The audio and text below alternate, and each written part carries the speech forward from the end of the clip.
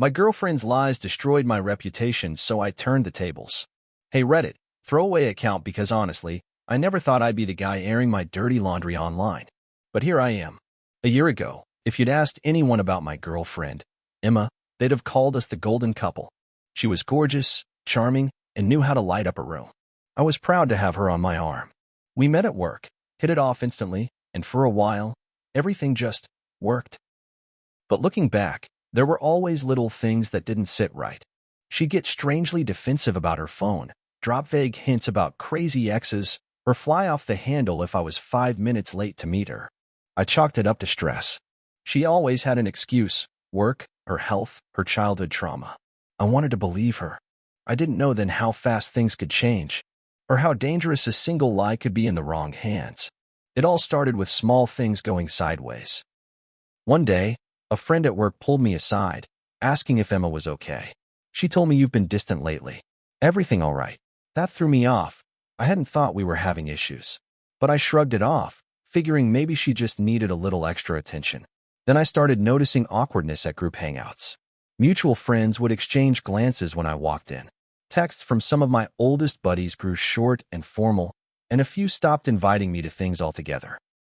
Emma brushed it all off as drama, saying people were just jealous of our relationship. But late one night, scrolling social media, I noticed a couple of vague posts, stuff like "some people hide their true selves really well," or "you never know who's toxic until it's too late." Emma would laugh them off, but something in her eyes told me she knew more than she let on. I tried to ignore the tension, but the seeds of doubt had been planted.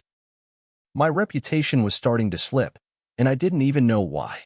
A few weeks later, things went from awkward to outright hostile. I started getting strange looks at work. My boss called me in for a friendly chat about my recent behavior. Apparently, someone had sent an anonymous email accusing me of harassment and dishonesty. He wouldn't say who, but the way he looked at me made it clear he believed there was something to the rumors. Outside of work, it got worse. Two of my oldest friends stopped returning my messages. In our friend group chat, Emma kept the conversation going, always chiming in first. But I noticed subtle digs, little inside jokes that made me look unstable or controlling. I confronted her about it, but she insisted I was being paranoid. "You're imagining things. Everyone's just stressed. Don't make it about you." I tried to keep my head down, but everywhere I turned, doors were quietly closing. Parties I once hosted, I was no longer invited to.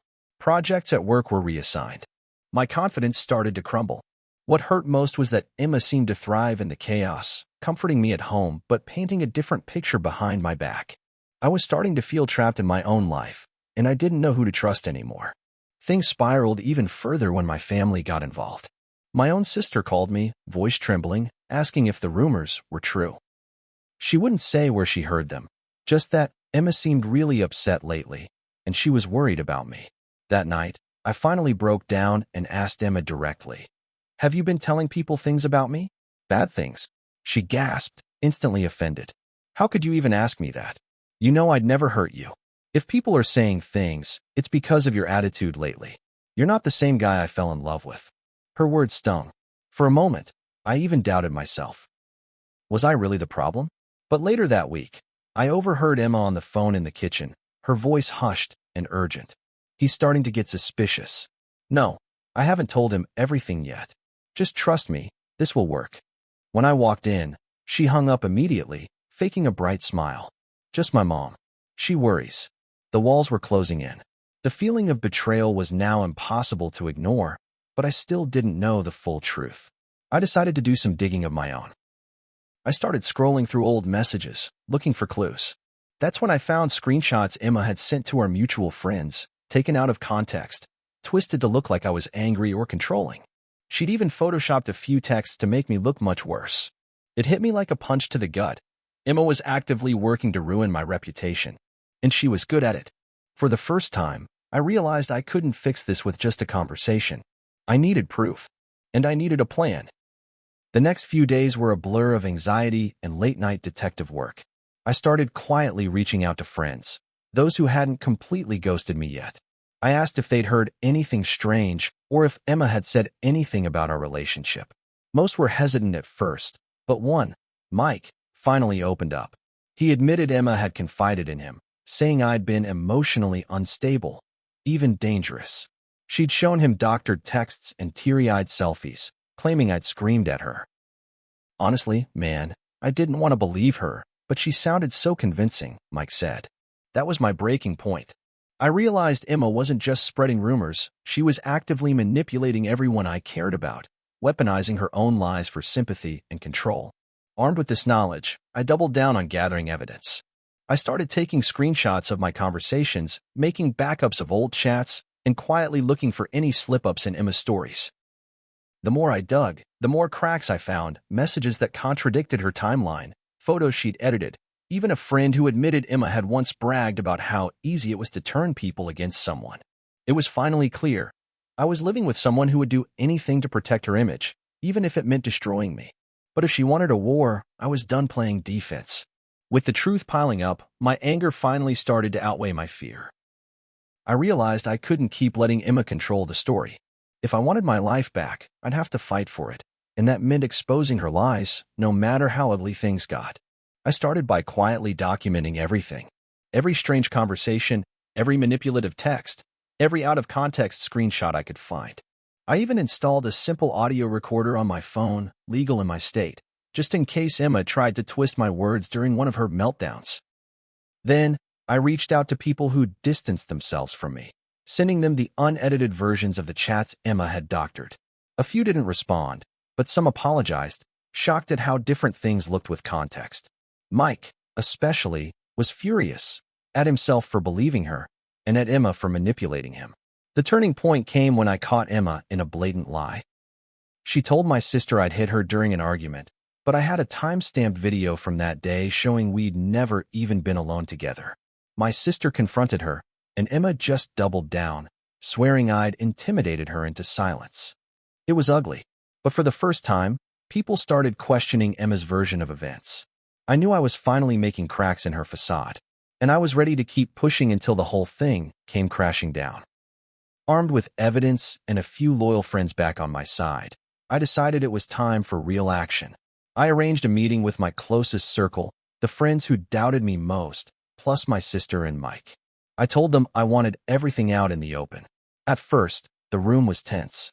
Emma tried to control the narrative, crying and insisting she was the victim. But I stayed calm. I pulled out my phone, showing the original, unedited messages, the audio clips, and the video evidence that contradicted her stories. The more I revealed, the more the mood shifted. My sister's eyes widened in shock. Mike just shook his head, furious. One by one, people began to realize how they'd been manipulated. Emma's defenses crumbled. Her explanations got sloppier, her stories started to contradict each other, and at some point, she just stormed out, slamming the door behind her. When the dust settled, my friends apologized for doubting me. It was the first time in months I felt something like relief. But I knew the real work wasn't over. Emma's lies had spread far, and fixing my reputation would be a much longer battle. Still, for the first time, I had hope. The tables had finally started to turn. After that explosive confrontation, news spread fast among our social circle. People who had iced me out before started reaching out. Some to apologize, others just to get the full story. I sent them the same evidence, unedited chats, audio files, even a timeline of events showing Emma's inconsistencies. Slowly but surely, my name began to clear. But Emma wasn't finished. She went on a social media spree, posting long, dramatic status updates about being betrayed and unsafe. She even shared fake screenshots, hoping to rally sympathy from those who didn't know the whole truth. I stayed calm. With the help of Mike and my sister, we systematically responded to rumors with facts. I never stooped to insults or drama. Instead, I posted a single, level-headed message. I know there's been a lot of confusion and pain. If anyone has questions or doubts, I'm happy to talk and share my side, complete with real evidence. It worked. People respected the honesty. Even those who didn't fully believe me at least stopped attacking me. And a few of Emma's old allies started to distance themselves from her, realizing how manipulative she could be. For the first time in ages, I felt the weight on my shoulders start to lift. But there was still a part of me that wanted closure, a way to ensure Emma couldn't do this to anyone else. As I worked to rebuild my reputation, something unexpected happened. people started coming forward with their own stories about Emma. An old acquaintance from college messaged me privately. "Man, she did almost the exact same thing to my friend a few years back. We just didn't know how far she'd go." Others reached out, sharing details about Emma's past relationships and the chaos she'd left behind. The pattern was undeniable. Emma would charm her way in, then, when things soured, spin a web of lies to turn people against her partner. Every time, she played the victim, always with just enough tears and theatrics to sell the story. With their permission, I collected these accounts and put together a careful, factual post. No rants or insults, just dates, screenshots, and first-person statements from those Emma had hurt. I shared it only with people who'd been caught in the crossfire, not publicly shaming Emma, but quietly arming my community with the truth. It wasn't about revenge anymore. It was about warning others and finally, truly reclaiming my life. And, honestly, the support was overwhelming. For every person who ghosted me during the drama, 2 more came back offering apologies and encouragement. For the first time in months, I could see a way forward, a life without Emma's lies shadowing my every step. With the truth finally out and the damage slowly being repaired, I made the hardest but healthiest decision. I ended things with Emma for good. No more late-night arguments, no more trying to fix her chaos, and definitely no more giving her the benefit of the doubt. I packed up her things and left them with a friend so we didn't have to meet face to face. I blocked her everywhere: phone, social media, email. Mike and my sister both checked in on me every day, making sure I didn't fall for any of her manipulative apologies or urgent messages. At first, Emma tried everything: teary voicemails, angry texts, even messages through mutual friends, begging for another chance or threatening to ruin me all over again. But I stayed strong. I kept every message, just in case, but I didn't respond. Each day it got a little easier. I started focusing on things I'd neglected during all the drama: my job, my family, my hobbies. Gradually, life started feeling normal again. I wasn't just putting out fires anymore. I was actually moving forward. Letting go of Emma was the final piece. Without her shadow, I felt free, maybe for the first time in a long while. But even as things improved, I knew I needed to reflect on what had happened and what I learned along the way. The weeks after the breakup felt like stepping into sunlight after a long storm. My anxiety eased, and friends I hadn't seen in months started reaching out, wanting to catch up. Some admitted they believed Emma's stories at first, but now understood what had really happened. There were some awkward conversations, but I tried to be gracious.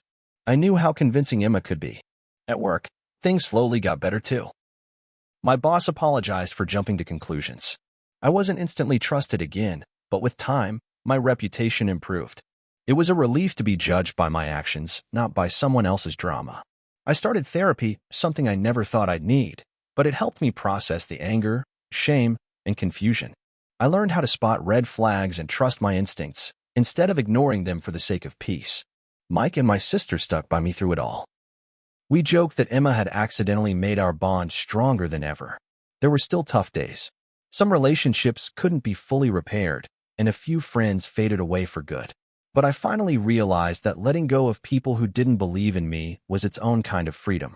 As spring rolled in, I realized how much lighter life felt without Emma's constant drama. I spent more time outside, hiking, grabbing coffee with friends, rediscovering old hobbies that used to make me happy. Even simple things like sleeping through the night or laughing at dumb jokes felt new again. One evening, Mike and my sister threw a small get-together just for me, a welcome back to real life party, as they called it. We sat around, reminiscing and laughing, and for the first time in ages, I didn't feel the urge to explain myself or apologize for things out of my control. I also took the time to help a few others who'd reached out, still struggling after similar experiences. Sharing my story helped them, and me, realize we weren't alone, and that reputations can be rebuilt, even after the worst storms. The best part? I finally started to trust myself again. The voice in my head wasn't second-guessing everything. I could look in the mirror and see someone strong, not just someone hurt. My world wasn't perfect, but it was mine again. Looking back, it's wild how fast everything unraveled, and how hard it was to rebuild. There were moments I honestly thought I'd never get my life back, that Emma's lies would haunt me forever. But, with time, honesty, and the support of real friends, I found my footing again. I learned a lot from all of this. First, pay attention to red flags, no matter how much you care about someone. Second, when someone tries to isolate you or control your story, don't be afraid to ask for help and gather evidence. And third, your real friends and family are the ones who stick around even when things get messy. Most of all, I learned not to let someone else define my worth. Emma almost convinced me I was the problem, but I wasn't. I made mistakes, sure, but I never deserved what she did to me.